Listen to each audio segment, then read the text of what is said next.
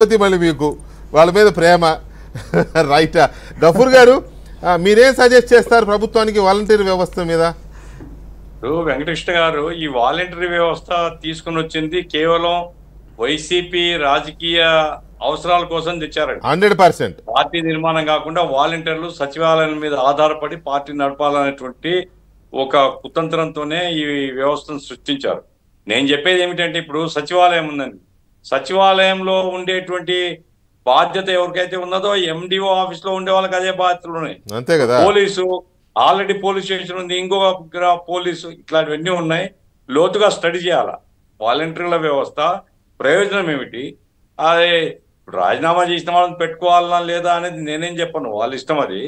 కానీ వాలంటరీ వ్యవస్థ అనేటువంటిది సమాజానికి ఉపయోగమా? మరి 5,000 రూపాయలు ఇచ్చి ఎట్లా చేయించుకుంటారు? అట్లా సమాజానికి ఉపయోగము అనుకుంటే ఎక్కువ ఇవ్వాల్సి ఉంటుంది. అట్లాగే సచివాలయం ఇప్పుడు ఒక సబ్స్టేషన్ ఆపరేటర్ ఉన్నారండి, ఎందుకంటే శ్రీనివాసరావు గారికి తెలిసి ఉంటుంది. సబ్స్టేషన్ ఆపరేటరు 15-20 సంవత్సరాల నుంచి ఉన్నాడు, వాని జీతం ఏమో అట్లే ఉంది గొర్రెతోకలాగా.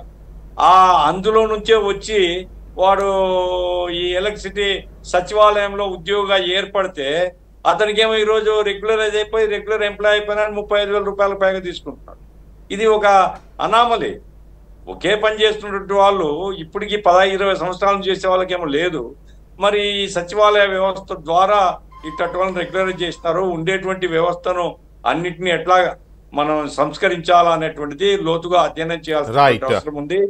అనవసరమైనటువంటి రెవెన్యూ ఖర్చు కాకుండా సమాజానికి ఉపయోగపడే పద్ధతిలో ఈ వ్యవస్థను ఉపయోగించుకోవాలని నా point. Right sir, thank you very much Gafoor garu and Srinivasarao గారు, విజయ్ కుమార్ గారు, థ్యాంక్ యూ వెరీ మచ్ అండి. అలాగే మంత్రి బాలవీరాంజనేయ స్వామి గారు కూడా ధన్యవాదాలు. ఇది ఇవాళ డిబేట్, మళ్ళీ రేపు కలుద్దాం.